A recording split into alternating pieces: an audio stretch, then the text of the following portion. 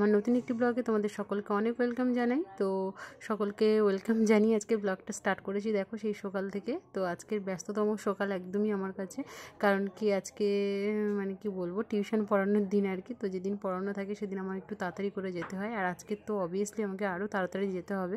কারণ কি বলো তো, আমাদের কোচিং সেন্টারে 2টো মাস্টার 3টে মাস্টার এরকম এক একটা টাইমে এরকমভাবে পড়ানো হয়। তো আজকের দিনে একটাও মাস্টার আসবে না, সবার যে কোনো সমস্যার জন্য আটকে গিয়েছে। তো আমাকে একাকেই যেতে হবে, আর অনেকজন ছেলেমেয়ে বুঝতেই পারছো। তো ওই জন্য স্যারেরা সব ফোন করে আমাকে বলে দিল যে একটু আগে যেতে।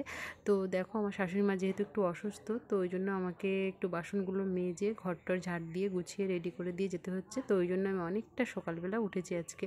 তো অনেকটা সকালবেলা বলতে প্রায় 4:30 এরকম সময় উঠেছি, মানে 4:40 45 এরকম সময় উঠেছি আর কি। উঠে তাড়াতাড়ি করে আগে বাসনগুলো মেজে রেডি করে নিচ্ছি। তো আমি জানতাম না যে হচ্ছে আমাকে একটু তাড়াতাড়ি যেতে হবে, যে সবাই আসবে না। তো সকালবেলা আমাকে জানিয়েছে যেহেতু, নয়তো যদি আমি আগে জানতাম তাহলে কিন্তু সকাল থেকে মানে রাতের বেলা যে বাসনগুলো হতো সেই বাসনগুলো আমি মেজে সব রেডি করে রেখে দিতাম। তাহলে কী হয় বলো তো, সুবিধা হয় একটু, সকালবেলা এত চাপ থাকে না আর কি। তো চলো কী আর করা যাবে, সমস্ত কাজ বাস যত তাড়াতাড়ি পারবো করে কমপ্লিট করে নিয়ে আমাকে পড়াতে বেরোতে হবে আর কি। তো তোমরা পুরো ব্লগটা দেখতে থাকো এবং সঙ্গে থাকো, আশা করি পুরো ব্লগটা তোমাদের ভালো লাগবে। আর ভালো লাগলে বন্ধুরা কী করতে হয় তোমরা তো অবশ্যই জানো, তো ভালো লাগলে অবশ্যই একটা লাইক করে দিও। আর যারা নতুন আমার ভিডিও দেখছো অবশ্যই কিন্তু চ্যানেলটাকে সাবস্ক্রাইব করে এই দিদিভাইটাকে একটু সাপোর্ট করো। তো চলো তোমরা দেখতে থাকো এবং সঙ্গে থাকো। তো দেখো বন্ধুরা, ঘরটরগুলো আমার ঝাঁট দেওয়া কমপ্লিট হয়ে গিয়েছে। তো আমার শ্বশুরমশাই দোকানে বেরিয়ে গেল, এরপরে তোমাদের দাদাভাই বেরোবে আর কি। তো সবাই একে একে যায়। আমার শ্বশুরমশাই অনেকটা সকালে যায়, মানে 5টা 5:30টার মধ্যেই চলে যায় উনি। আর তোমাদের দাদাভাই একটু লেটে যায় আর কি, মানে প্রায় ধরো 8টা 8:30 এরকম টাইমে যায় আর কি। তো আমাকে একটু দিয়ে আসে, দিয়ে তারপরে যায় আর কি। তো দেখো বিছানা চাদরটা যেহেতু আমি আগের দিন চেঞ্জ করে নিয়েছিলাম, তো ওই জন্য বিছানা চাদরটা আজকে আর চেঞ্জ করবো না, একটু ভালো করে টান টান করে পেতে দিচ্ছি। তো বিছানা চাদর দেখবে টান টান করে বিছানায় পাতা থাকলে দেখতে মানে সুন্দর যেমন লাগে, দেখে যেন মনে হয় কখন বিছানাতে শুয়ে পড়বো, এরকম মনে হয় আর কি। তো জানি না তোমাদের মনে হয় কি না, আমার কিন্তু এরকমই মনে হয়। তো ওই জন্য সকালের সবচেয়ে বড় কাজ আমার উঠে পর বিছানাটা একদম সুন্দর করে টান টান করে রেডি করে দেওয়া, জানলাটা খুলে দেওয়া, জানলা থেকে হালকা মিঠে রৌদ্র এসে বিছানার উপরে পড়ে, ভালো লাগে দেখতে। তো একদম ঘরটা আলো আলো হয়ে যায়। তো দেখো আমি শাড়ি বের করে রেডি করে নিলাম, তো যেহেতু পড়াতে যেতে হবে আর কি, সে কারণেই সব বের করে গুছিয়ে রেখে দিয়ে ব্রাশটা করা কমপ্লিট করে নিয়ে আমি রেডি হয়ে বেরোবো আর কি। তো চলো তোমরা দেখতে থাকো এবং সঙ্গে থাকো।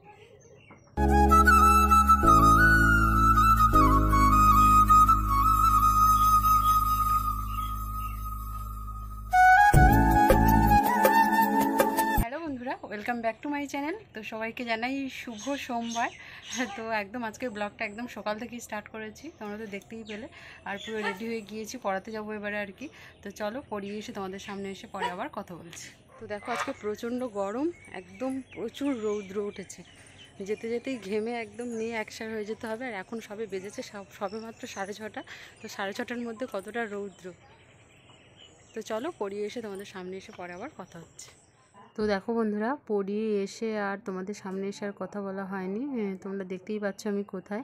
তো কোথায় আমি বলে দিই, আমি কিন্তু হসপিটালে আর কি। তো আমি পড়াতে যেতে যেতে দিদি ফোন করে বলল দিদির মেয়ে প্রচণ্ড অসুস্থ, এই যে প্রচুর জ্বর আর কি। তো এতটাই জ্বর গায়ে। তো এই যে দিদি দেখো দুজনকে নিয়ে এসছে, আর শাশুড়ি মাও এসছে। এই যে আমাদের একদম পুচকু নুনু, আমার একদম আদরের প্রাণ। তো ওর প্রচণ্ড জ্বর জানো, তো ওই জন্য ওকে নিয়ে এসছে। আর এই যে ছোটো পুচকুকেও নিয়ে এসছে। তো ছোটো পুচকুকে ঘুম পাড়িয়ে দিয়েছি, আর দিদি লাইনে দাঁড়িয়েছে, প্রচণ্ড লাইন, বুঝতেই পারছো। গ্রামের দিকের হসপিটালে এত লাইন হয় জানি, সব জায়গায় লাইন হয়, তো এখানে যেন মনে হচ্ছে অনেকটা বেশি। আর প্রচণ্ড রৌদ্র দেখো বাইরে। আর দিদির মেয়ের জ্বর অনেকটাই বেশি, 103-4 গায়ে, মানে জাস্ট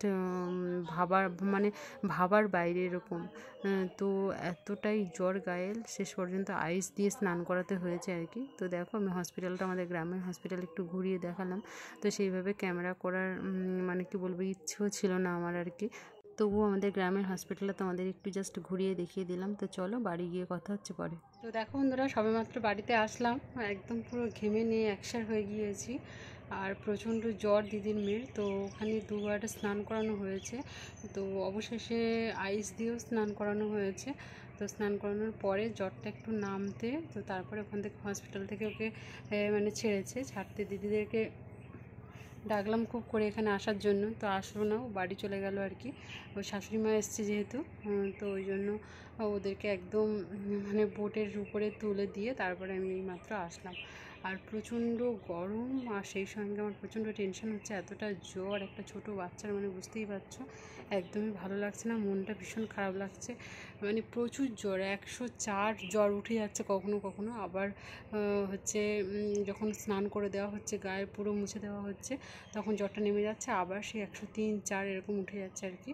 তো ওই কারণে আমার ভীষণ খারাপ লাগছে, আর সেই সঙ্গে টেনশনও হচ্ছে, কি করব। ওদেরকে অনেক করে ডাকলাম এখানে আসার জন্য, আসলো না আর কি। তো সাংসারিক কাজবাজ রয়েছে প্রত্যেকের বাড়িতে, তো ওই কারণে আর কি আসলো না। তো ওই জন্য আমি চলে আসলাম, তোমাদের দাদাভাই গিয়ে আমাকে নিয়ে আসলো কিছু দূর থেকে। আর প্রচণ্ড গরম পড়েছে, প্রচণ্ড মানে প্রচণ্ড, একদম দাঁড়ানো যাচ্ছে না। আর আমি স্নান করিনি, পড়িয়ে এসে সরাসরি চলে গিয়েছিলাম, তোমাদের দেখতেই পেলে। তো চলো আমি স্নান টান করে ফ্রেশ হয়ে তোমাদের সামনে এসে আবার পরে কথা বলছি। তো দেখো বন্ধুরা, হসপিটাল থেকে এসে তোমাদের সামনে এসে আর কথা বলা হয়নি, কারণ প্রচণ্ড মানে কি বলবো, ক্লান্তি এসেছিলো, মানে টায়ার্ড হয়ে পড়েছিলাম। স্নান করে খাওয়া দাওয়া কমপ্লিট করে আর শুয়ে একদম ঘুমিয়েছি, পুরো সন্ধেবেলা উঠেছি, একেবারে সন্ধে, মানে বলতে বলতে প্রায় 6টা হয়ে গিয়েছিলো, ঘুম থেকে উঠেছি। তো তারপরে আবার পড়ানো ছিল আর কি, পড়তে এসেছিলো, তো পড়ানো কমপ্লিট করে রান্নাবান্না কমপ্লিট করে খেয়ে দিয়ে জাস্ট উঠেছি। দাঁড়াও এখন কটা বাজে বলে দিচ্ছি, এখন অনেক বেজে গিয়েছে। তো যেহেতু অনেকক্ষণ ঘুমিয়েছি না, তো ওই কারণে ঘুমটা এখন আসছে না, এখন হয়ে গিয়েছে 11টা 7। আর এই যে দেখো মশারি টানানো কমপ্লিট, তোমাদের দাদাভাই শুয়েও পড়েছে। তো এবারে শুয়ে পড়তে হবে, ঘুম না আসলেও শুয়ে যেতে হবে আর কি। 11টা মানে এখানে অনেক রাত, মানে গ্রামে 11টা বাজা মানে অনেকটাই রাত।